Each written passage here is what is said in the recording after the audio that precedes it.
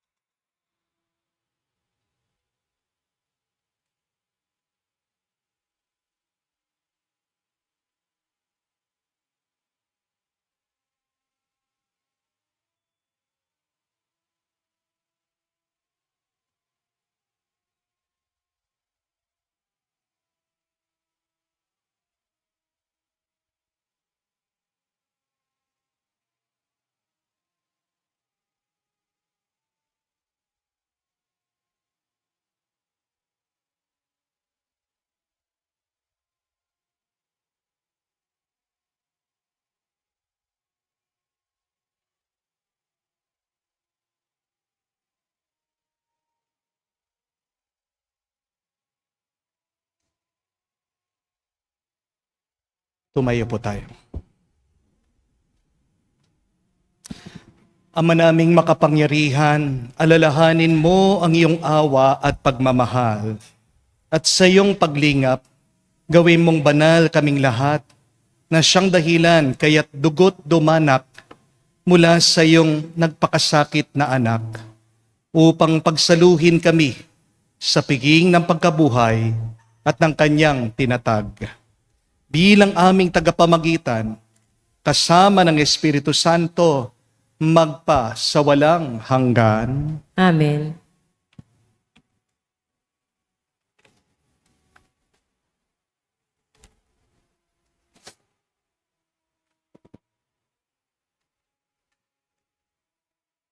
Pagbasa mula sa aklat ni Propeta Isaías. Sinabi ng Panginoon, ang lingkod ko'y magtatagumpay sa kanyang gawain. Mababantog siya at dadakilain. Marami ang nagitla nang siya'y makita. Dahil sa pagkabugbog sa kanya'y halos di makilala kung siya'y tao.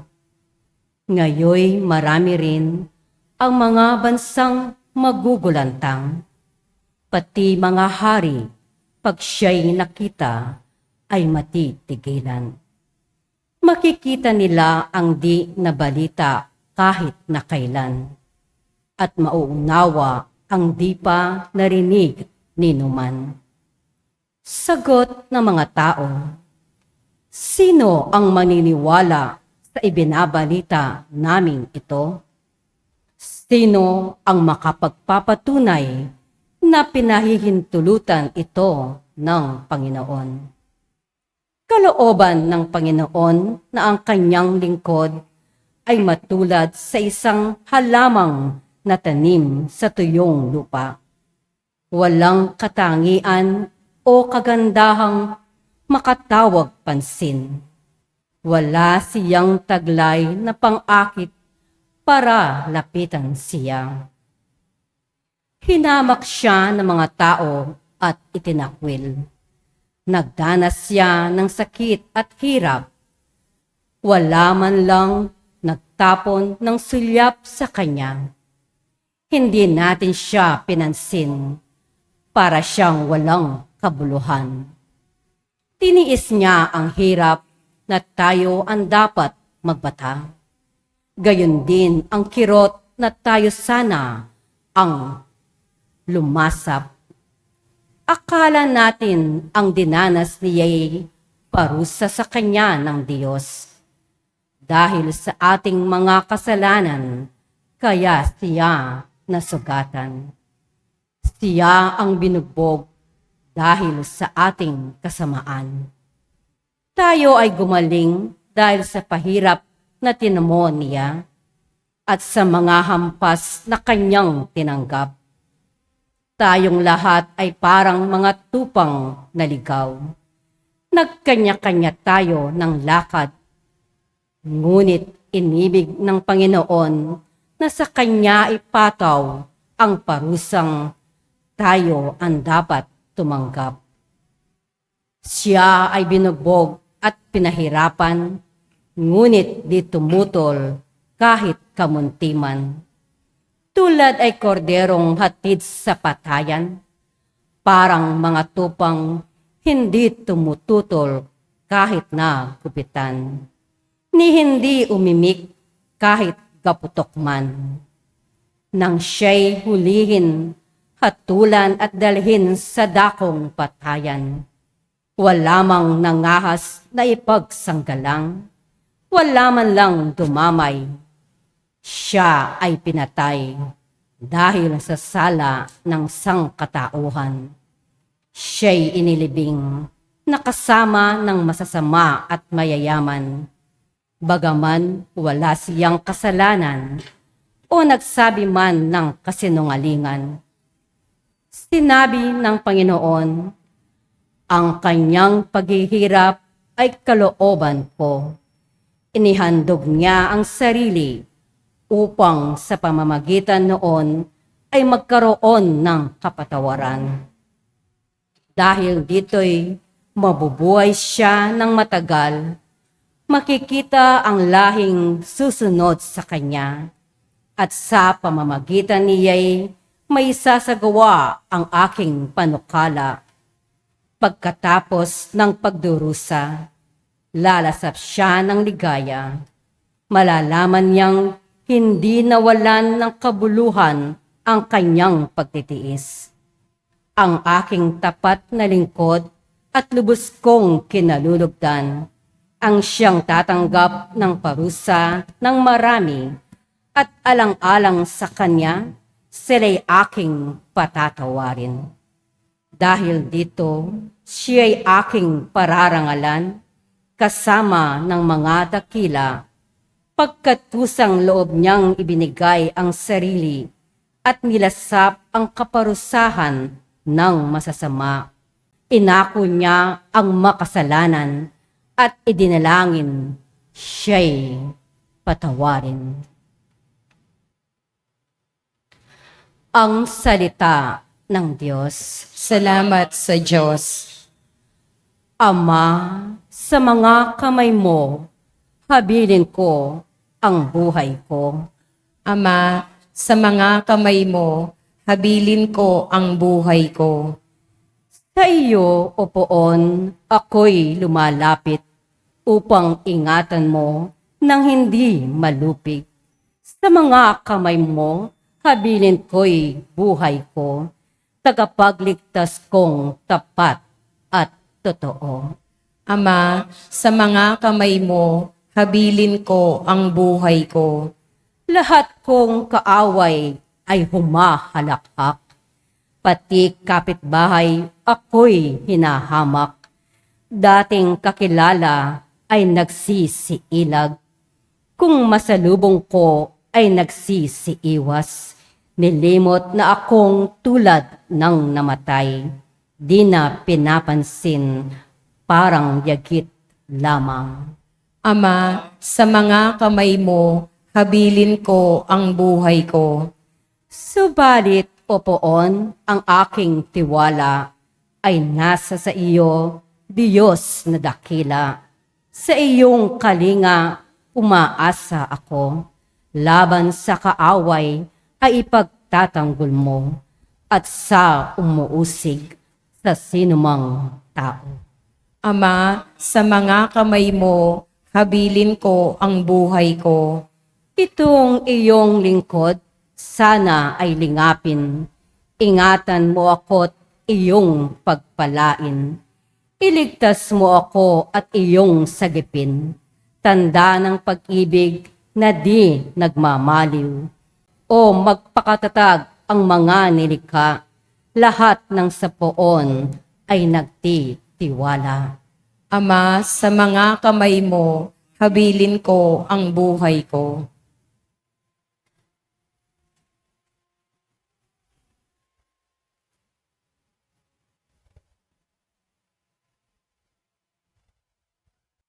Pagbasa mula sa sulat sa mga Hebreyo. Mga kapatid, magpakatatag tayo sa ating pananampalataya. Yamang mayroon tayong dakilang saserdote na pumasok sa kalangitan sa harapan ng Diyos. Walang iba kundi si Jesus na anak ng Diyos. Ang dakilang saserdote nating ito ay nakauunawa sa ating mga kahinaan, sapagkat sa lahat ng paraay, tinukso siyang tulad natin. Ngunit hindi nagkasala. Kaya't huwag na tayong mag-atubiling lumapit sa trono ng mahabaging Diyos. At dooy kakamtan natin ang habag at kalinga sa panahong kailangan nating ito. Noong si Jesus ay namumuhay rito sa lupa, siya'y dumangalangin at lumuluhang sumamo sa Diyos na makapagliligtas sa kanya sa kamatayan. At dininig siya dahil sa lubusan siyang nagpakumbaba. Bagamat siya'y anak ng Diyos, natutuhan niya ang tunay na kahulugan ng pagsunod sa pamamagitan ng pagtitiis. At nang maganap na niya ito, siya'y naging walang hanggang tagapagligtas ng lahat ng sumusunod sa Kanya. Ang salita ng Diyos. Salamat sa Diyos.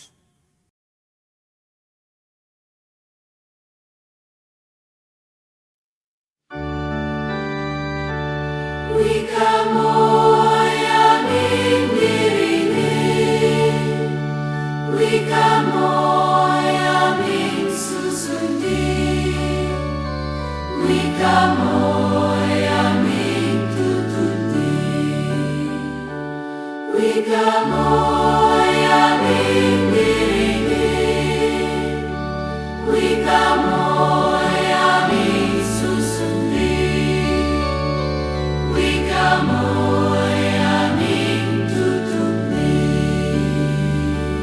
Pagpapakasakit ng ating Panginoong Jesucristo ayon kay San Juan. Papuri sa iyo, Panginoon.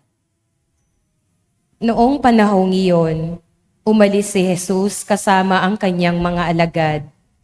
Pumunta sila sa ibayo ng Bati Cedron at pumasok sa isang halamanan doon.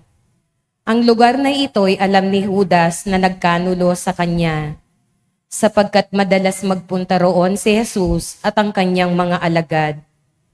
Pumaroon si Judas kasama ang ilang bantay sa templo at isang pangkat ng mga kawal na padala ng mga punong saserdote at mga pariseyo. May dala silang mga parol, sulo at sandata. Alam ni Jesus ang lahat ng mangyayari sa kanya, kaya't sila'y sinalubong niya at tinanong, Sino ang hinahanap ninyo? Si Jesus na taga Nazaret. Ako si Jesus. Kaharap nila si Judas na nagkanulo sa kanya.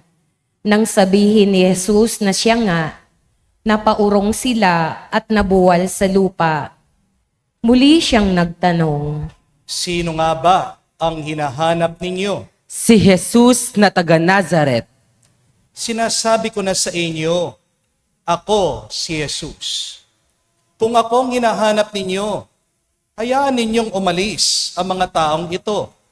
Sinabi niya ito upang matupad ang kanyang salita.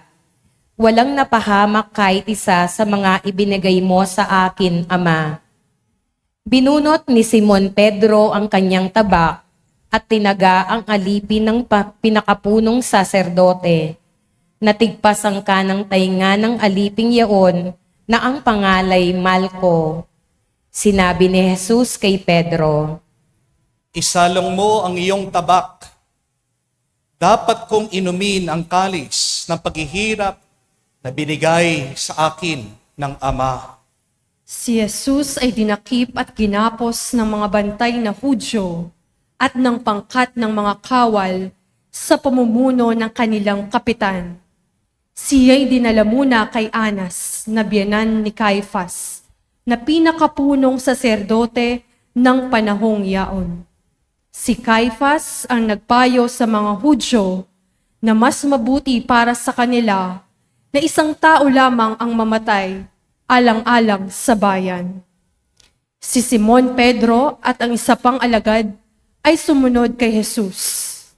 Kilala ng pinakapunong saserdote ang alagad na ito, kaya't nakapasok siyang kasama ni Jesus sa patsyo ng bahay ng pinakapunong saserdote. Naiwan naman si Pedro sa labas ng pintuan. Lumabas ang alagad na kilala ng pinakapunong saserdote. Kinausap ang dalagang nagbabantay sa pinto at pinapasok si Pedro. Si Pedro'y tinanong ng dalaga, Hindi ba't isa ka sa mga alagad ng taong iyan? Hindi. Maginaw noon, kaya't nagpabaga ng uling ang mga alipin at mga bantay at tumayo sa paligid ng siga upang magpainit. Nakihalo si Pedro at nagpainit din. Si Jesus ay tinanong ng pinakapunong saserdote tungkol sa kanyang mga alagad at sa kanyang itinuturo. Sumagot si Jesus, Hayagan akong nagsalita sa madla. Lagi akong nagtuturo sa mga sinagoga at sa templo ng mga Hudyo. Wala ko sinabing palihim. Bakit ako tinatanong ninyo? Ang tanungin ninyo ang mga nakarinig sa akin. Alam nila kung anong sinabi ko. pagkasabi nito, siya'y sinampal ng isa sa mga bantay na naroroon. Bakit mo sinasagot ng ganyan ang pinakapunong saserdote? Kung nagsalita ako ng masama, patunayan mo. Ngunit kung mabuti ang sinabi ko, bakit mo ako sinampal? Si Jesus na nakagapos pa noon ay ipinadala ni Anas kay Caiphas, ang pinakapunong saserdote. Samantala, naroon pa rin si Simon Pedro at nagpapainit. Siya'y tinanong nila, Hindi ba't alagad ka rin ng taong iyan? Hindi. tinanong naman siya ng isa sa mga alipin na pinakapunong saserdote, kamag-anak ng lalaking tinagpasan niya ng tainga. Hindi ba ikaw ang nakita kong kasama ni Jesus sa halamanan? muling itinatwa ito ni Pedro. Siya namang pagtilaok ng manok. Mula sa bahay ni Caiphas, si Jesus ay dinala nila sa palasyo ng gobernador. Umaga na noon, hindi pumasok ang mga Hudyo sa palasyo ng gobernador upang sila'y huwag maituring na di karapat-dapat kumain ng hapunang Pampaskwa. Kaya't sa labas sila tinanggap ni Pilato at tinanong, Ano ang sakdal ninyo laban sa taong ito? Kung hindi po siya gumawa ng masama, hindi namin siya dadalhin sa inyo. Dalhin ninyo siya at hatulan ayon sa inyong mga kautusan. Wala po kaming kapangyarihang humatol ng kamatayan kanino man. Nangyari ito upang matupad ang sinabi ni Jesus tungkol sa paraan ng kanyang pagkamatay. Si Pilato'y pumasok uli sa palasyo at tinawag si Jesus. Ikaw ba ang hari ng mga Hudyo? Yan ba'y galing sa iyong sariling isipan? O may nagsabi sa inyo? Ako ba'y Hudyo? Ang mga kababayan mo at ang mga punong saserdote ang nagdala sa iyo rito. Ano ba ang ginawa mo? Ang kaharian ko'y hindi sa sanlibutan ito. Kung sa sanlibutan ito ang aking kaharian, ipinakilabanasan ako ng mga tauhan at hindi pinagkalulo sa mga Hudyo. Ngunit hindi sa sanlibutan ito ang aking kaharian. Kung gayon, isa kang hari? Kayo na ang nagsasabing ako'y hari. Ito ang dahilan kung bakit ako pinanganak at naparito sa sanlibutan upang magsalita tungkol sa katotohanan. Ano ba ang katotohanan? Pagkasabi nito, muling lumabas si Pilato at sinabi sa mga Hudyo, Wala akong makitang kasalanan sa taong ito. Ngunit ayon sa inyong kaugalian, dapat akong magpalaya ng isang bilanggo kung araw ng Paskwa. Ibig ba ninyong palayain ko ang hari ng mga Hudyo? Hindi! Huwag siya! Kundi si Barabas. Si Barabas ay isang tulisan. Kaya't ipinakuha ni Pilato si Jesus at ipinahagupit.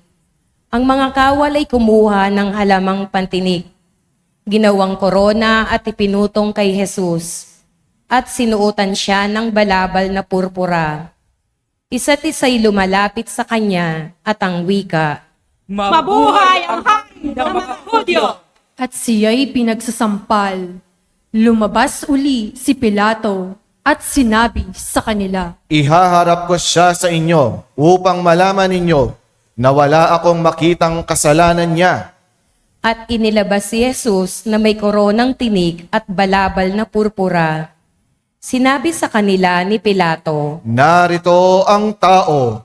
Pagkakita sa kanya ng mga punong saserdote at ng mga bantay, sila'y sumigaw. Ipako siya sa krus! Ipako sa krus! Kunin ninyo siya at kayo ang magpapako sa kanya. Wala akong makitang kasalanan niya.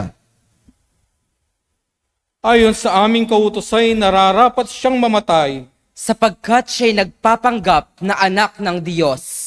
lalong natakot si Pilato nang marinig ang mga pananalitang ito. Muli siyang pumasok sa palasyo at tinanong si Jesus, Taga saan ka ba? Subalit hindi tumugon si Jesus. Ayaw mo bang makipag-usap sa akin? Hindi mo ba alam na maaari kitang palayain o ipapako sa krus?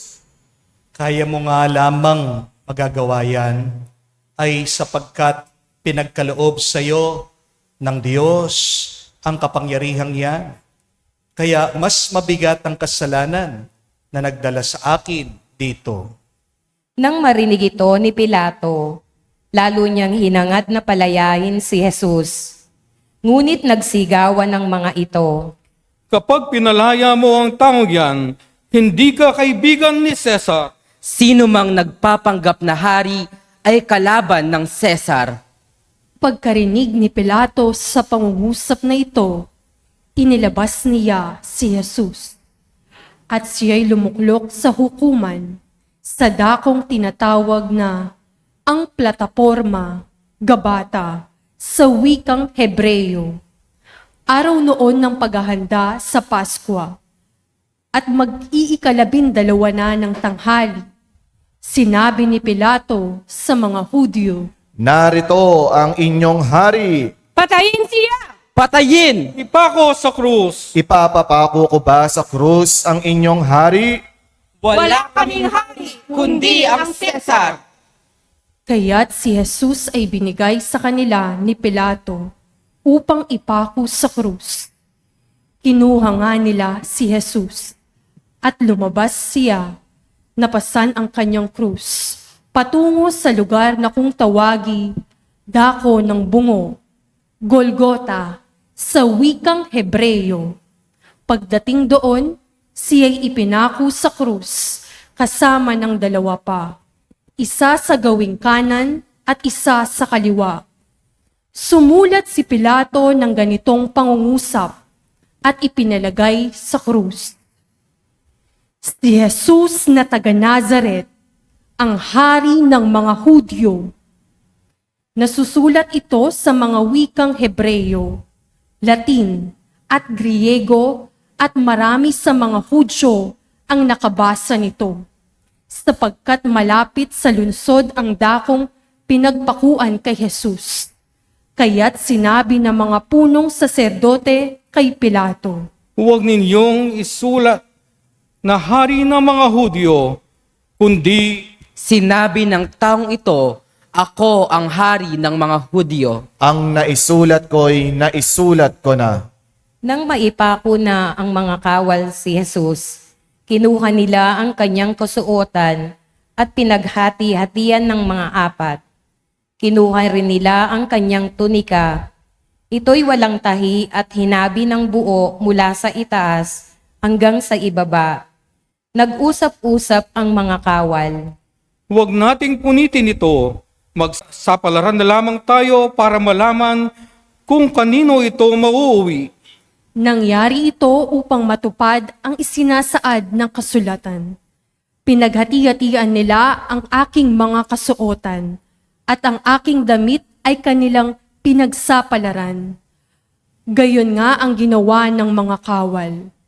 Nakatayo sa tabi ng krus ni Jesus ang kanyang ina at ang kanyang kapatid na babae na si Maria, na asawa ni Cleopas. Naroon din si Maria Magdalena. Nang makita ni Jesus ang kanyang ina at ang mga minamahal niyang alagad sa tabi nito, kaniyang sinabi, Ginang, narito ang inyong anak. At sinabi sa alagad, Narito ang iyong ina. Mula noon, siya'y pinatira ng alagad na ito sa kanyang bahay. Pagkatapos nito, alam ni Jesus na naganap na ang lahat ng bagay. At bilang katuparan ng kasulatan, ay sinabi niya, Nauuhaw ako. may isang mangkok doon na puno ng maasim na alak. Itinubog nila rito ang isang espongha. Ikinabit sa sanga ng isopo at idiniit sa kanyang bibig. Nang masipsip ni Jesus ang alak, ay kanyang sinabi, Naganap na. iniyukayok niya ang kanyang ulo at nalagot ang kanyang hininga. Lumuhod po tayong lahat.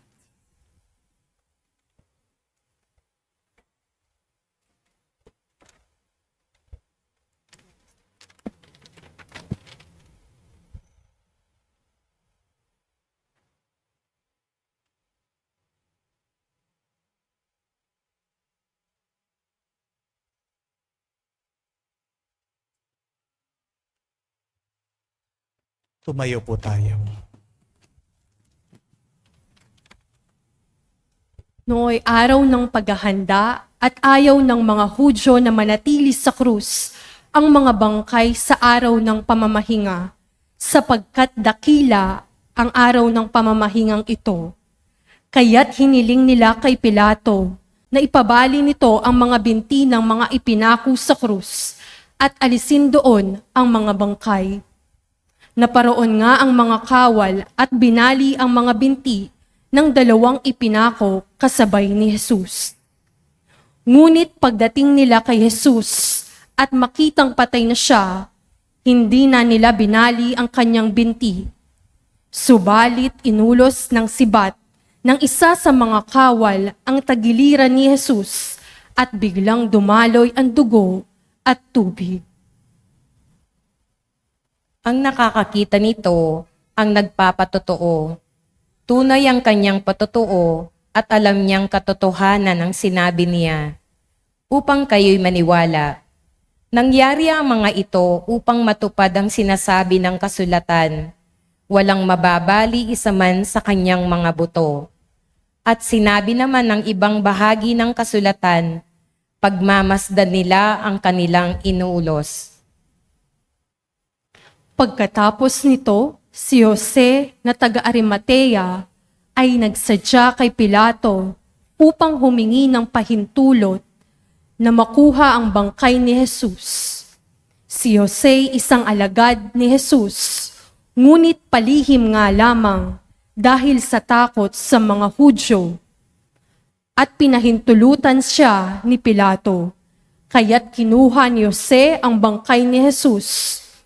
Sumama sa kanya si Nicodemo, may dalang pabango, mga 100 libra ng pinaghalong mira at aloe.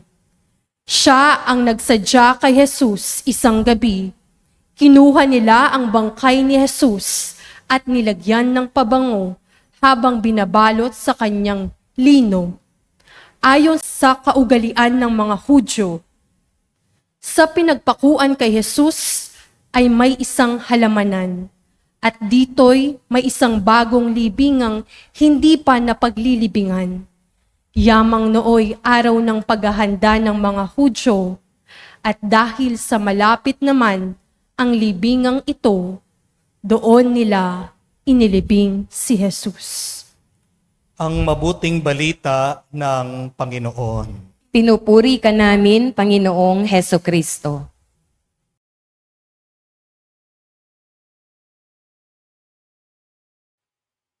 Meron pong isang kwento tungkol sa isang pari na nagpunta po sa Amerika. Habang siya po ay nag-grocery, napansin po niya yung babaeng cashier may suot-suot pong kwintas, may krus. Kaya tinanong po nitong pari, "Are you a Christian?" Sumagot po ang babae, "What is that?" "A Christian," sabi po ng pari. "He or she is a believer of Jesus Christ." At sabi po ng cashier, "Who?" Medyo nagulat po itong pari. Tinuro po niya yung krus sa kanyang necklace. At sabi po ng pari, "I thought you were a Christian because you are wearing a cross." Sabi po ng babae, "Oh, this? I just thought it was nice. So I bought it." Sandali pong natahimik itong pari. Tapos sabi niya doon sa babae, "Miss, that cross is not nice. It was nasty." Nagulat po itong babae at pinaliwanag po ng pari, "Anong mararamdaman mo kung ako meron akong suot-suot na singsing, may design ng bungo, parang sign ng lason?" Sumagot po itong cashier, "I will be afraid." Matatakot ako. At dinugtong pa po ng pari, "Paano kung meron akong hikaw na ang design ay electric chair? At sinasabi ko sa mga tao, kaya sinusuot ko yung hikaw na yon na may design na electric chair kasi gusto ko naaalala yung mga kriminal na pinatay." Anong maiisip mo? Anong sasagi sa isip mo kung ganong aking sinasabi? Sabi po ng cashier, "Maiisip ko, nasisiraan ka na ng ulo."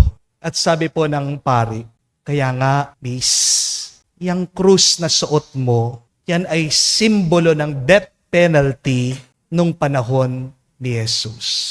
Hindi yan alahas. Ito ay parusa. Ito ay kahihiyan. Yan ay kamatayan." Pero hindi sinabit ni Jesus ang krus sa kanyang liig. Binuhat ni Jesus ang krus sa kanyang likod para sa kaligtasan ng lahat ng mga tao. Kapatid, tandaan niyo po yan. Hindi design ang krus. Ang krus ay isang desisyon. Desisyon ang magmahal kahit na masakit. Desisyon ang magpatawad kahit na hindi pa sila humingi ng tawad sa'yo. Desisyon ang manatiling mabuti kahit na napakasama ng ibang tao sa'yo. Kaya nga po, 3 paalaala para sa atin. Ngayong pupugayan natin ang krus ni Jesus. Una, ang krus ay hindi dekorasyon. Ito ay sakripisyo. Madali pong magsuot ng krus, pero mahirap magbuhat ng krus. Amen? Madali po sabihin, "I love you." Pero ano yung mahirap? Yung to say, "I forgive you." Mga kapatid, ang tunay na Kristiyano, hindi nagsusuot lang ng krus. Pinapasan niya ito. Do not only wear the cross. Bear your cross every day. Ang mga nanay na nagtitiis para sa kanilang mga pamilya, ang mga misis na iniwanan mag-isa ng kanilang mga mister, may krus ang mga yan. Ang mga OFW po natin na nanganganib sa gitnang silangan, malayo sa kanilang mga pamilya, nagtitiis, nagtatrabaho, nagtitiis na magtipid habang ang kanilang mga pamilya naman waldas ng waldas dito sa Pilipinas. May krus ang mga yan. Ang mga tao na pinatawad kahit na yung mga nakasakit sa kanila, may krus sa kanilang mga puso. Tayong mga nagtitiis sa pagkamahal-mahal na bilihin habang yung mga ibang politiko nagpapakasarap sa kabayan ng bayan, sila ang krus natin. Di po ba? Pero kung bubuhatin natin ang ating mga krus na may pagmamahal, tayo ay magiging banal din kamukha ni Jesus. Do not wish to have a comfortable life. Wish to have a blessed life. Because a blessed life is a peaceful life. Kahit na mabigat ang iyong pasan, kung payapa ka naman, yan ang mas mahalaga. Di po ba? At tayo'y magiging banal lang kung tayo magtitiis na may pagmamahal sa ating mga krus, sa ating mga paghihirap. Amen? Pero pangalawa, ang krus hindi po parusa. Ito ay pag-ibig. Sabi ni Jesus, no one has greater love than this, to lay one's life down for his friends. Mga kapatid, hindi po aksidente ang krus. Pinili ito ni Jesus. Pinili niya ang sakit para pagalingin ang mga sugat natin. Pinili niyang kamatayan para tayo ay mabuhay. Hindi ka maghihirap para sa taong hindi mo mahal. Di po ba? Kaya ka nga nangungutang. Okay lang sa'yo. Kahit wala kang pera. Basta't makapag-aral lang yung mga anak mo. Di po ba? Kahit na magtiis ka sa traffic, basta't masundo mo lang yung iyong misis. The real proof of love is the willingness to suffer for the other. Pangatlo po, ang krus ay hindi wakas. Ito ay daan. Remember that. The cross is not a dead end, but the cross is our way forward. Maraming mga tao ang takot sa krus. Kasi akala nila ito na yung katapusan. Pero para kay Jesus, ang krus ay hindi ending. Ito ay simula ng kaligtasan. Kung walang Biyernes Santo, wala din pong linggo ng pagkabuhay. Amen? Kung walang sugat, walang himala. Narinig natin, nung daw po tinusok yung tagiliran ng ating Panginoong Jesucristo, dito lumabas tubig at dugo. Isang milagro. Tubig, siyang naglilinis sa ating mga kasalanan. Dugo, ito ang nagpapalakas sa ating mga kahinaan. Kung walang sugat, walang himala. Sometimes, the only way forward is to break the wall. Hindi naman gagaling ang puso mo kung hindi bubuksan ng doktor ang iyong dibdib. Hindi po ba? Hindi ka tatalino sa paghawak mo sa pera. Kung hindi ka maghihirap, lahat ng ating mga natututunan ay galing sa ating pagkabigo. The more that you fail, the more you'll become stronger. The more that you make errors, the more you will become wiser. Amen? Mga kapatid, marami kasi sa atin gusto isang buhay na walang krus. Gusto natin ang buhay na walang sakit, walang problema, walang luha. Kung tutuusin, kamukha din naman natin yung sigaw ng mga tao sa Kalbaryo. Kung ikaw ang anak ng Diyos, iligtas mo ang iyong sarili, bumaba ka dyan sa krus. Mga kapatid, di ba? Yan din ang sigaw ng ating mga puso. Lord, alisin mo naman itong problema ko. Lord, ayoko na dito sa paghihirap na ito. Lord, bakit ako pa? Bakit hindi yung mga makasalanan? Bakit ako pa? Wala naman akong ginagrabyadong tao. Wala naman ako sinasaktan. Bakit ako hirap na hirap? Alisin mo, ibaba mo itong paghihirap sa aking buhay. Because we want a religion without a cross. We want a life without suffering. Pero mga kapatid, madaling umiwas sa hirap. Diyan tayo magaling Magaling tayong tumakbo, magaling tayong magtago, magaling tayong mag-deny, magaling tayong maghanap ng komportableng buhay. Pero, tandaan niyo po ito, ang nananatili sa gitna ng paghihirap, siya ang tunay na banal. To come down from the cross is human, but to stay on the cross is divine. We are given two choices, to become divine or to become human. Anong mas gusto mo? Yung manatili ka lang tao, pag natapos ang buhay mo, wala na. O yung maging kamukha ka ng Diyos, matapos man ang buhay mo, ikaw ay mabubuhay sa magpa, sa walang hanggan. Madaling bumaba, madaling sumuko, madaling umatras. Pero ang nananatili, ang nagtitiis, ang nagmamahal, kahit na masakit, yan ay ang kamukha ng Diyos. Mga kapatid, bakit hindi po bumaba si Kristo sa krus? Kung tutuusin mo, kayang-kaya naman niya, di po ba? Isang salita lang niya, pwede niyang ihinto ang lahat. Pero hindi siya bumaba sa krus. Kasi kung bababa siya, hindi tayo maliligtas. Amen? Ito po ang sikreto ng Biyernes Santo. Suffering saves others. But understand, nobody is saved if you just save yourself from suffering. May naliligtas ka kapag nagtitiis ka sa hirap. Pero wala kang natutulungan, wala kang naliligtas kung umiiwas ka sa hirap. Tingnan niyo po ang ulan. Hindi nililigtas ng patak ng ulan ang kanyang sarili. Bumabagsak siya, nawawala siya sa lupa. Pero dahil dito, ano nangyayari? Tumutubo yung halaman. Hindi po ba? Ang sundalo, hindi niya inuuna ang kanyang sarili. Binibigay niya ang kanyang sarili, ang buhay niya para sa bansa, para manatili ang kapayapaan, para manatiling ligtas ang ating bayan. Ang isang nanay, hindi niya nililigtas ang kanyang sarili sa pagod. Gabi-gabi, nagpupuyat, maagang nagigising, nagsasakripisyo. Pero dahil dito, nabubusog ang kanyang mga anak. Di po ba? Mga kapatid, ganito ang krus ni Kristo. Hindi niya niligtas sa kanyang sarili, kaya naman tayo'y naligtas niya. Hindi umiwas sa sakit ang ating Panginoon, kaya hanggang ngayon, tayo'y gumagaling. By the wounds of Christ, we are healed. Amen? Kahit ng pinakamagaling na doktor, hindi kanya kayang pagalingin. Kahit na ang pinakamatalinong psychologist, hindi kanya pwedeng bigyan ng kapayapaan sa iyong isip at puso.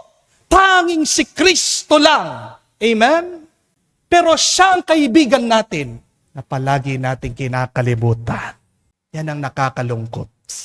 Hindi bumaba ang Panginoon sa krus para tayo iligtas niya sa kasalanan. Pero tayo naman, palagi tayong tumatalikod, umiiwas sa mga krus ng ating buhay.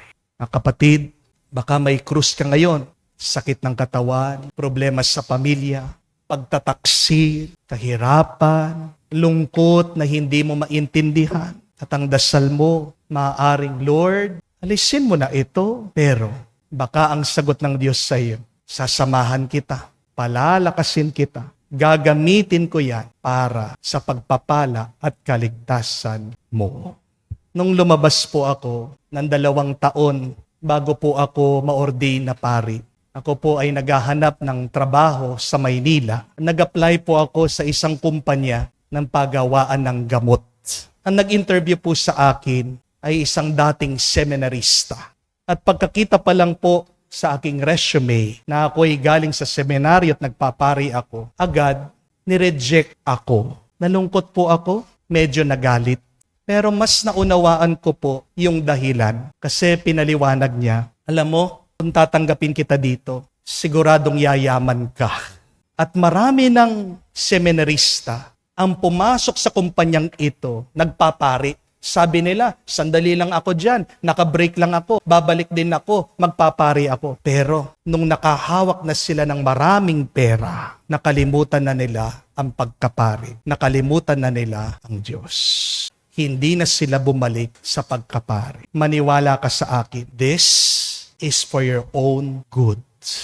Ngayon po, nagpapasalamat ako doon sa taong iyon na hindi niya ako tinanggap sa trabaho. Ang dahil sa kanya, natuloy po ako sa pagkapari. Ngayon, ginagamit ako ng Diyos na magdala ng mabuting balita, hindi lang dito sa Pilipinas. Sipin nyo na, pati sa ibang bansa, nakakarating sa Sweden, meron nanonood sa Hong Kong, sa Australia, sa Europe, sa Amerika, hanggang sa Africa. Meron.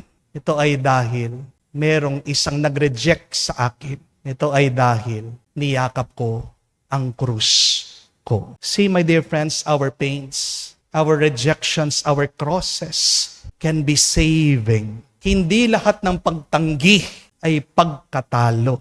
Hindi naman lahat ng sakit ay kasiraan. Not all of your rejection is failure. Your rejection can be your direction to salvation. Kaya kung may mga pagkakataon sa buhay nyo, kayo'y tinanggihan, kayo'y nasasaktan, kayo'y nahihirapan, nasira ang mga plano nyo, salamat pa rin kayo sa Diyos. Huwag kayong agad susuko, huwag kayong agad magrereklamo. Hindi kayo pinipigilan ng Diyos. Nililigtas lang niya kayo. Amen? Mga kapatid, huwag nating hilingin isang buhay na walang krus.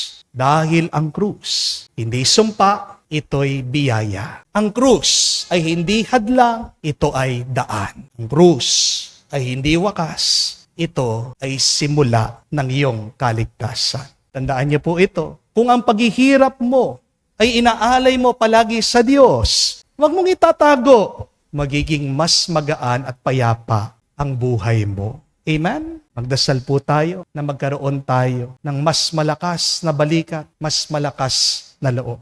Para madala natin buong-buong katapatan at pagmamahal, anuman ang ating mga krus sa ating buhay. Itong magiging daan, ang pagbabasbas natin, magiging mas kamukha natin ang ating Panginoon at pagkamukha mo si Jesus. Mapapabilang ka sa kanyang kaharian sa magpa sa walang hanggan. Amen.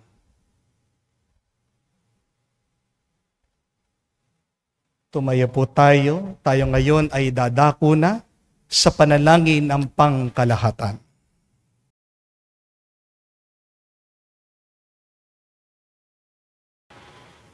Para sa banal na simbahan, idalangin natin, mga mahal kong kapatid, ang banal na sambayanan ng Diyos sa buong daigdig upang pagkalooban ng kapayapaan at pagkupkop, pagkakaisa at pagtataguyod ang mga kaanib nito sa sansinukob at upang tayo'y bigyan ng pamumuhay na matiwasay para tayo'y makasamba sa Diyos Ama nating makapangyarihan. Lumuhod po tayo.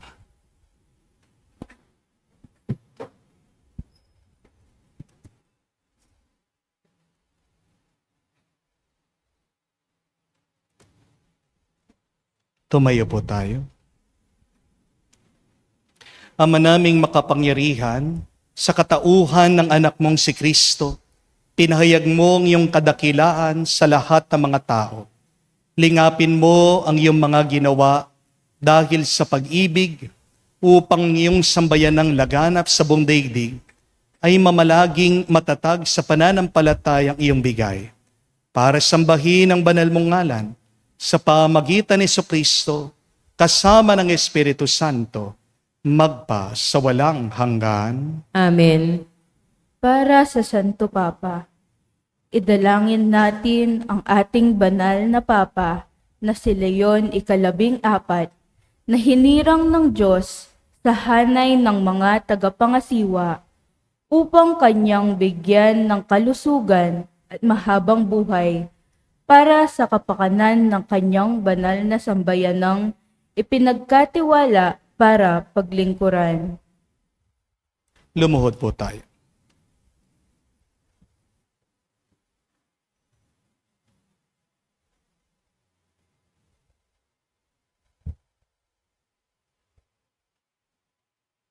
Tumayo po tayo.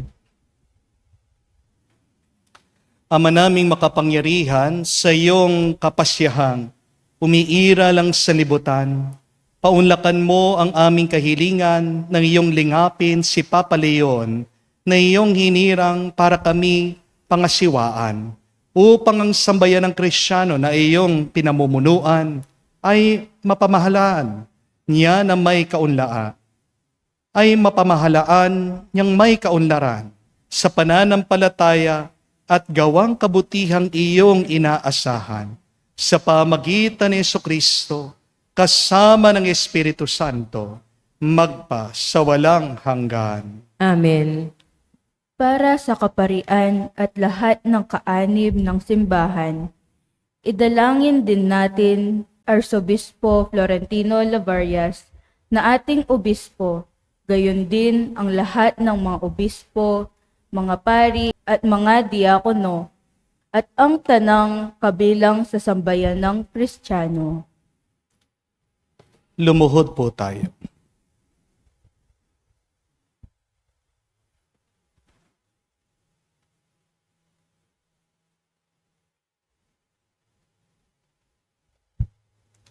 Tumayo po tayo. Ama naming makapangyarihan, ang iyong Espiritu ang nagpapabanal at nagtataguyod sa buong simbahan.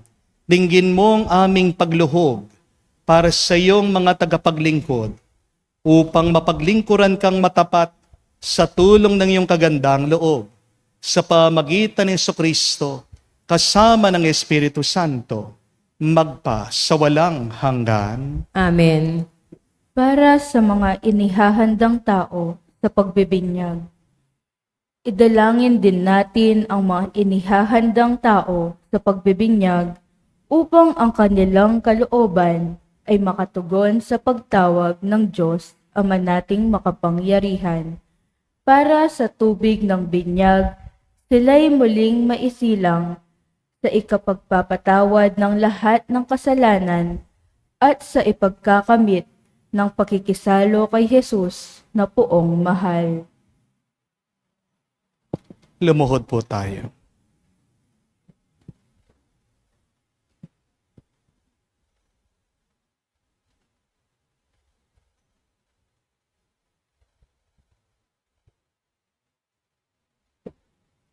Tumayo po tayo. Ama naming makapangyarihan, lagi mong pinauunlad ang sambayanan sa pagkakaroon ng karagdagang kabilang sa pananampalataya at pagkaunawa ay magkaroon nawa ng pag-unlad ang aming mga inihahanda sa pagbibinyag upang sa muli nilang pagsilang bilang bininyagan, sila'y mapabilang sa mga kaanib ng iyong angkan sa pamagitan ni Jesucristo kasama ng Espiritu Santo magpa sa walang hanggan. Amen. Para sa pagkakaisa ng mga Kristiyano, idalangin din natin ang lahat ng ating mga kapatid na pawang kay Hesukristo nananalig upang marapatin ng Diyos Ama nating makapangyarihan na sila'y tipunin at lingapin sa iisa niyang sambayanan. Lumuhod po tayo.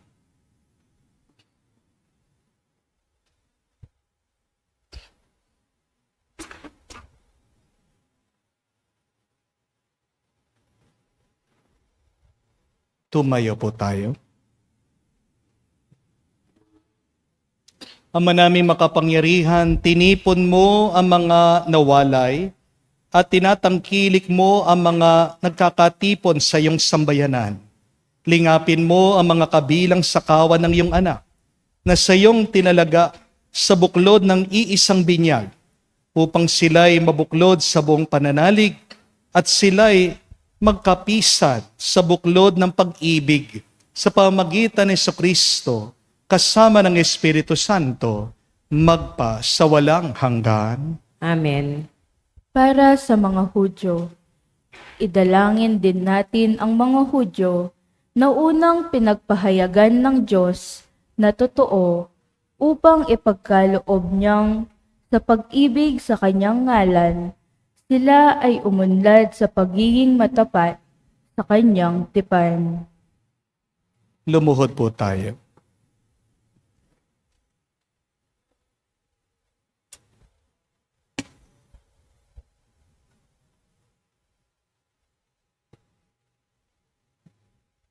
Tumayo po tayo. Ama naming makapangyarihan, pinangatawanan mo ang iyong mga pangako kay Abraham at sa tanang sa kanya ay sumilang. Dinggin mo ang pagluhod ng iyong sambayanan upang ang mga tao na iyong unang hinirang ay pagindapating sumapit sa kaganapan ng kaligtasan.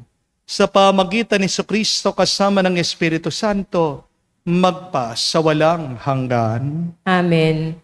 Para sa mga hindi sumasampalataya kay Kristo, idalangin din natin ang tanang hindi pa sumasampalataya kay Kristo upang tahakin nila ang landas ng kaligtasan na nililiwanagan ng Espiritu Santo.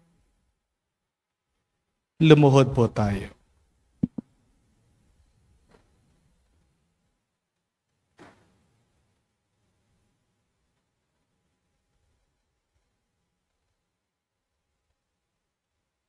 Tumayo po tayo. Ama naming makapangyarihan, gawin mong ang iyong mga hindi panananalig sa iyong anak ay makatuklas sa katotohanan sa pamumuhay nilang wagas. At kami sa pag-ibig mo ay laging umuunlad sa pagmamalasakit sa tanang sa iyo'y humahanap, ay maging mga saksing mapaniniwalaan ng iyong dakilang pag-ibig sa sanlibutan sa pamagitan ni Jesucristo kasama ng Espiritu Santo magpa sa walang hanggan. Amen. Para sa mga hindi pa sumasampalataya sa Diyos, idalangin din natin ang mga hindi pa sumasampalataya sa Diyos upang pagindapating sa Kanya'y makadulog sa paniniwalang wagas na kanilang sinusunod. Lumuhod po tayo.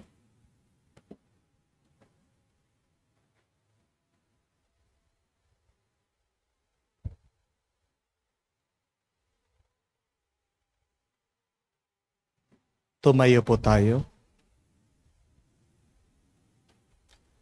Ama naming makapangyarihan, nilikha mo ang lahat ng mga tao upang lagi kang hanapin at pag natagpuan kay masiyahang walang maliw. Pagkaloob mong kahit na may di ka nais-nais na balakid, mabanaagan pa rin ng tanan ang paghiwatig ng iyong pag-ibig at matanggap nila ang mga gawang kabutihan ng mga sumasampalataya bilang kaakit-akit na katibayan na ikaw ang Diyos na totoo at Ama naming pinanggalingan. Sa pamamagitan ni Jesucristo, kasama ng Espiritu Santo, magpa sa walang hanggan. Amen. Para sa umuugit sa pamahalaan, idalangin natin ang mga may tungkuling maglingkod sa bayan at umuugit sa ating pamahalaan upang ang kalooban nila ay itaguyod ng Amang may kapal alinsunod sa kanyang kinalulugdan sa ipagkakamit ng kapayapaan at kalayaan ng tanan. Lumuhod po tayo.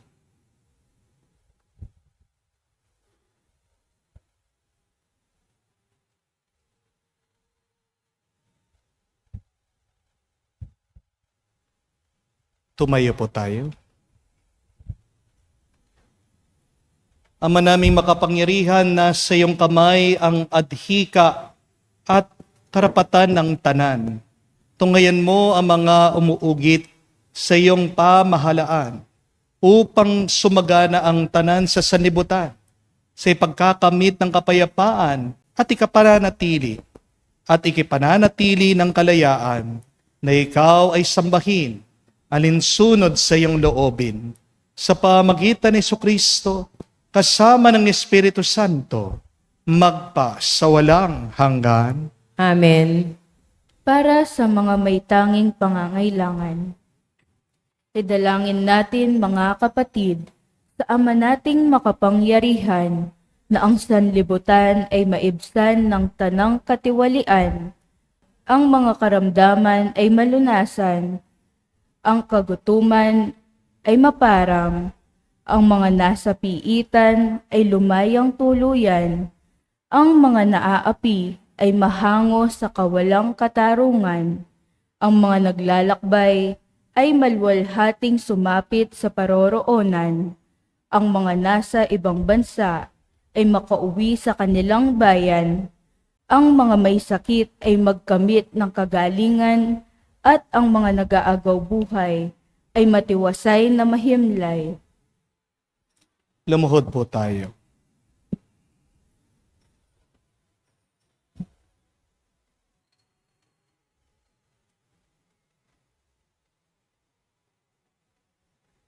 Tumayo po tayo.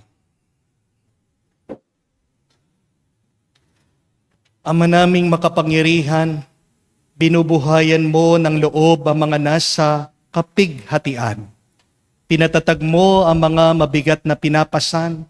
Paunlakan mo ang mga kahilingan ng mga dumaraing dahil sa marami mga pinagtitiisan upang bawat nasa kagipitan ay magkamit ng kasiyahang madama ang iyong pagmamahal sa pamagitan ni Jesucristo kasama ng Espiritu Santo magpa sa walang hanggan. Amen. Tayo po ay dadako na sa ikalawang yugto ng ating selebrasyon, ang pagpaparangal sa krus ni Jesus.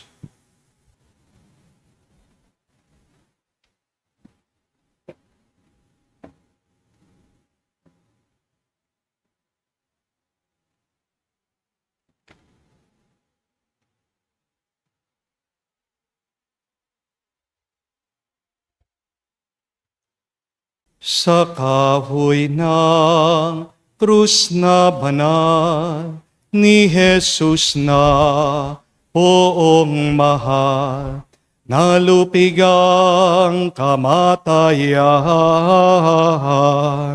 at sa muling pagkabuhay ang pag-asa ay sumilay.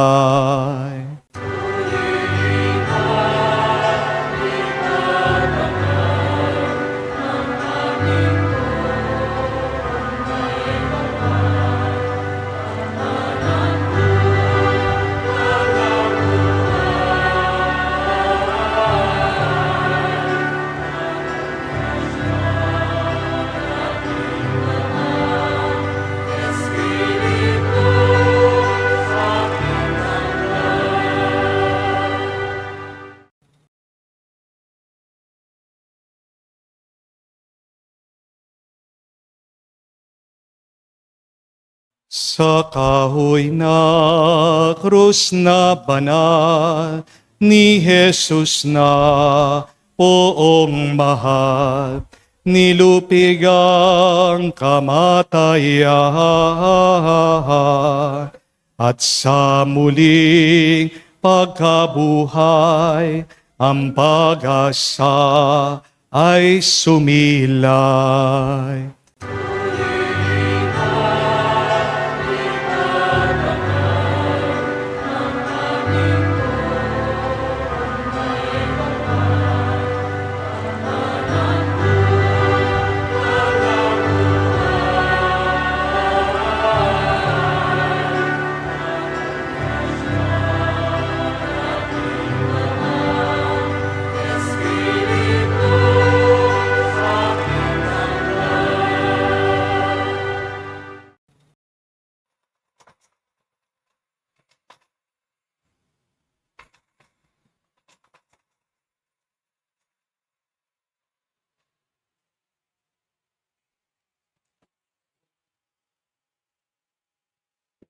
Sa kahoy na krus na banal ni Jesus na poong mahal, nalupig ang kamatayan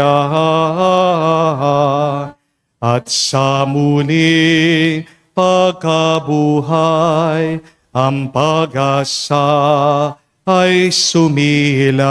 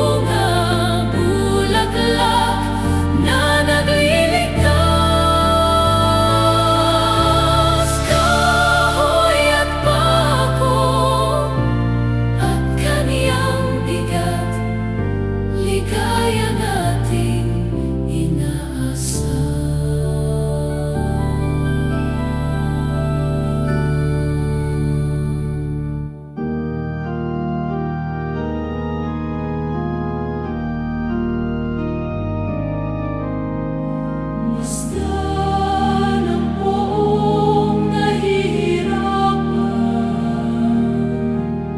basta ng matang luhaan, basta ng bawat sugat, ang paglalaig, paglilibak, dahil sa sala ng lahat. Anong hiwaga, pagkadalisay, sa bawat sakit ay nabuhang magmahal. Sa krus aking namalas, bakas lahat ng hirap at dusang sa tayo'y nagligtas. Basta ng buong nakabayubay, basta't katawang lupaypay, basta't mo ang pagdanak ng dugong luphang banal, humugas sa sala ng lahat. Anong hiwaga at pagkadalisay, sa bawat sakit ay nakuhang magmahal.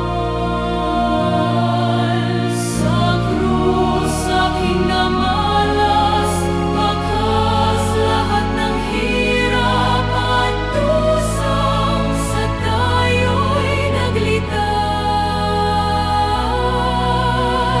Masdan ang pagdurusa, dahilan ay pagsinta,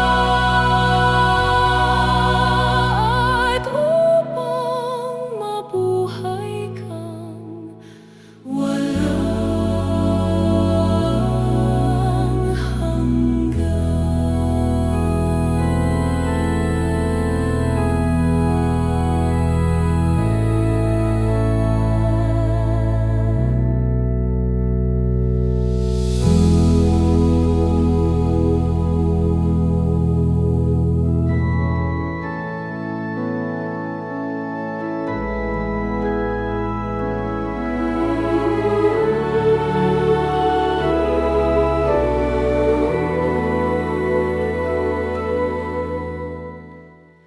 Ikaw ang lagi kong kausap,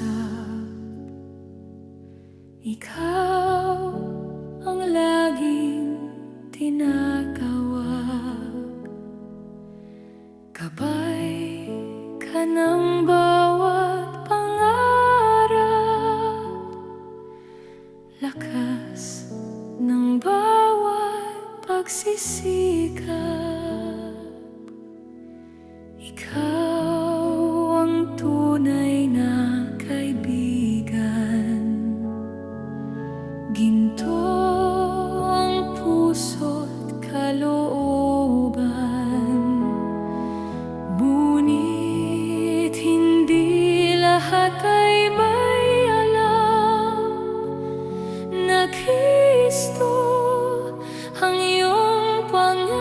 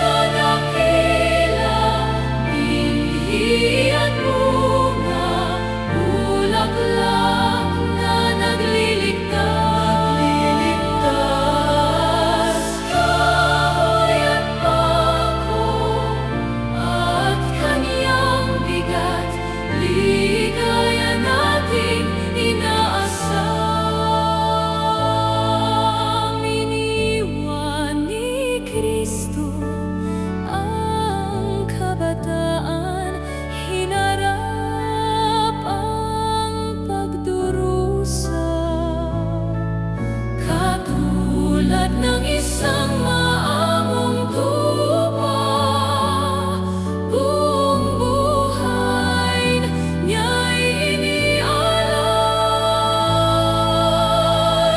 Krus na dakila, binhi at bunga, bulaklak na nagliligtas. Kahoy at pako at kaniyang bigat, ligaya nating inaasa.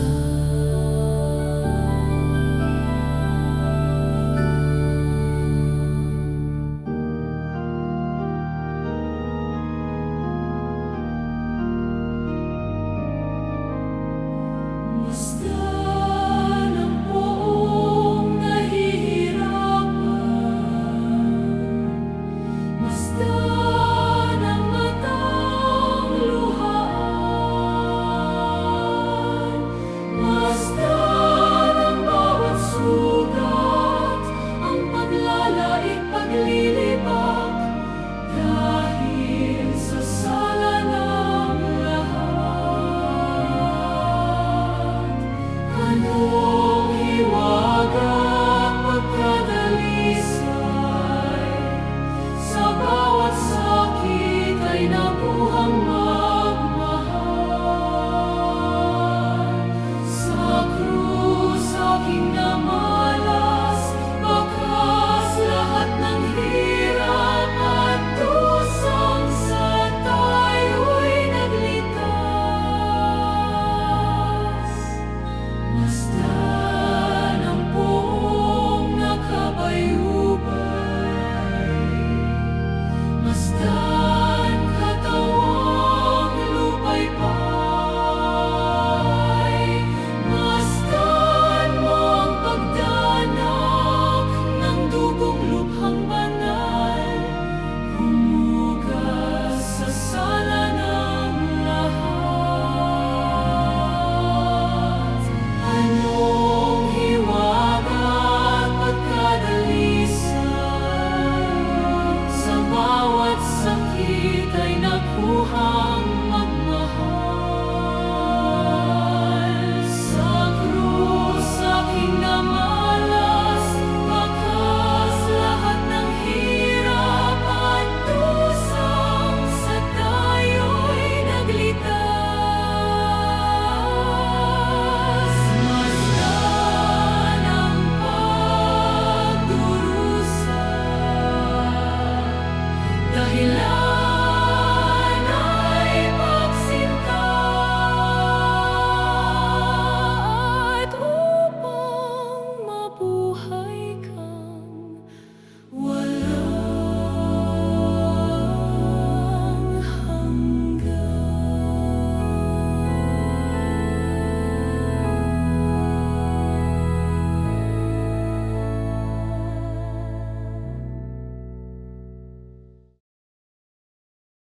Tayo po ay nasa ikatlong yugto ng ating banal na pagdiriwang, ang banal na pakikinabang. Tumayo po tayo. Sa tagubiling na nakakagaling na utos at turo ni Jesus sa Panginoon natin at Diyos, ipahayag natin ang lakas, loob.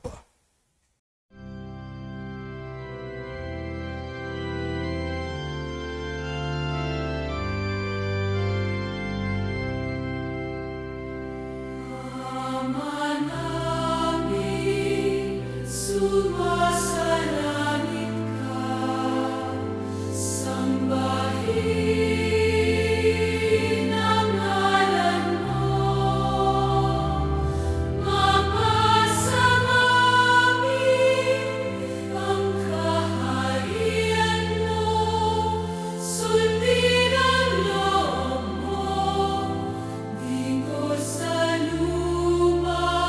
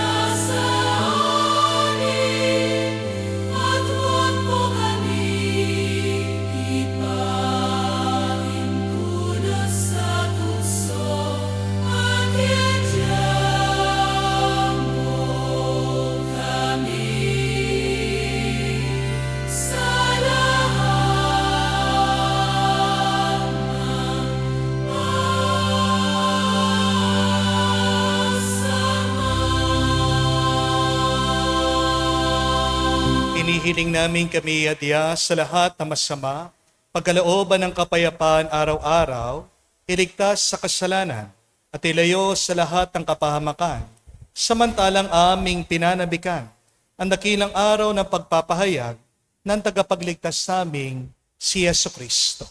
Sapagkat iyo ang kaharian at ang kapangyarihan at ang kapurihan magpakailanman. Amen. Lumuhod po tayo.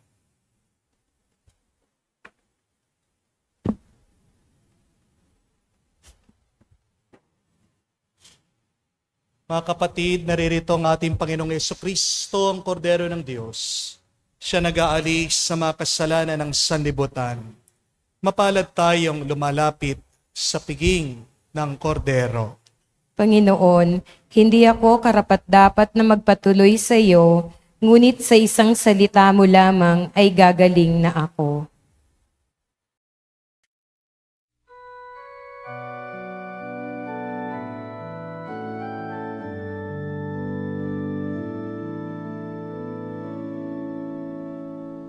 Landas na kaibig sa liwo'y inilaan, bawat hapag nito'y dusa't hirap ang laman. Sa kalooban ng Ama, magpasakop kang ganap. Buhay mo, Jesus, ang siyang alay na sapat. Laban sa abos ng mundo, lumakad ka sa landas mo. Laban sa lakan ng mundo, andas na sa kinais mo. Sa iyong mga yapak, ako ay tatahak.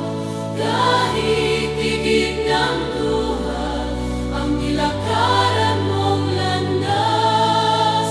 Pasakit man at tusang, tulad ng mundo'y ganggan. Bawat tapas ng iyong mga yapak, bawat hakbang mo'y aking susundan.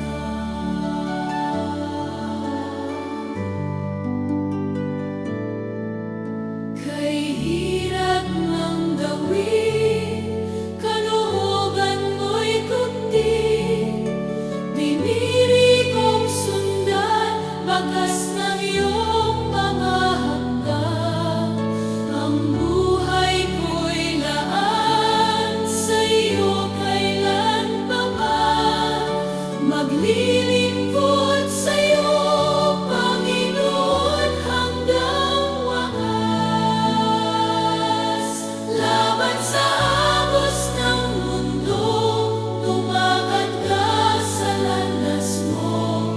Laban sa lakad ng mundo, landas na sa kinais mo.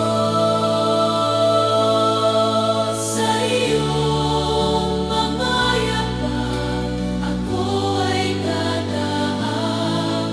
Kahit bigit ng lupa, ang nilakaran mong landas. Pasakit man at tusang, tulad ng mundo'y ganggan. Bawat bakas ng iyong mga yapak, bawat hakbang mo'y aking susundan.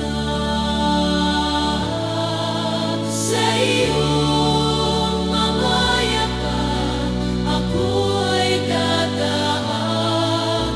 Kahit tigim ng luha, ang nilakaran mong landas. Pasakit man at tusang, tulad ng mundo'y ganggan. Bawat bakas ng iyong mga yapak, bawat hakbang mo'y aking susundan. Manalangin tayo. Ama naming mapagmahal, pinapakinabangan mo kami sa banal na pagkamatay at pagkabuhay ni Kristo.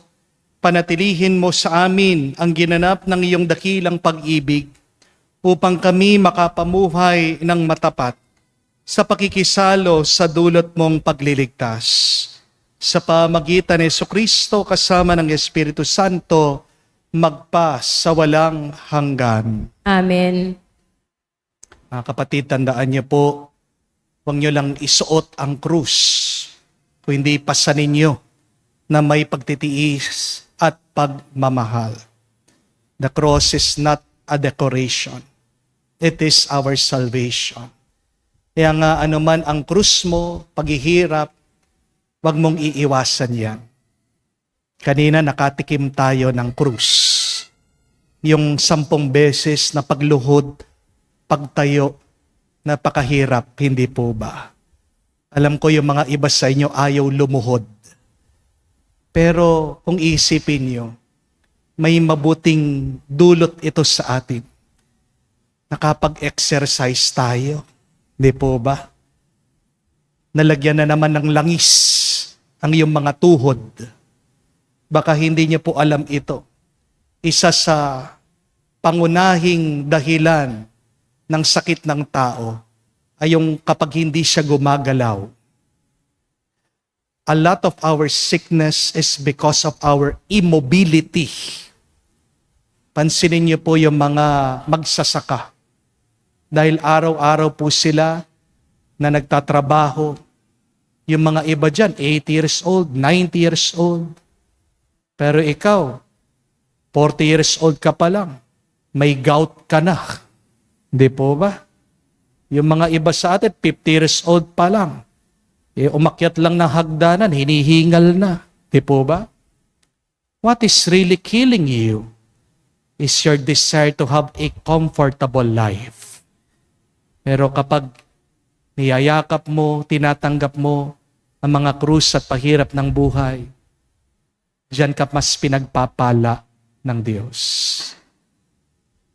Pasalamatan natin ang Panginoon sa ating mga krus at maniwala tayo na may ginagawa siya para baguhin ang ating buhay sa pamagitan ng krus natin, kamukha ang ginawa ng kanyang anak na sakripisyo sa Kalbaryo. Iyuko niyo po ang inyong mga ulo. Ama naming bukal sa pagpapala, ang iyong pagbabasbas ay manawag nawang masagana sa iyong sambayanang gumanap ng paggunita sa pagkamatay ng iyong anak na siyang pagkabuhay na nagtitiwala. Ang iyong pagpapatawad ay sumapit nawa sa tanan. Ang iyong pakikisamang maasahan ay iyong ibigay. Ang pananampalatayang banal naway maging matibay. Ang kaligtasan walang maliw ay patatagin mong lubusan sa pamagitan ni Jesucristo kasama ng Espiritu Santo magpa sa walang hanggan. Amen.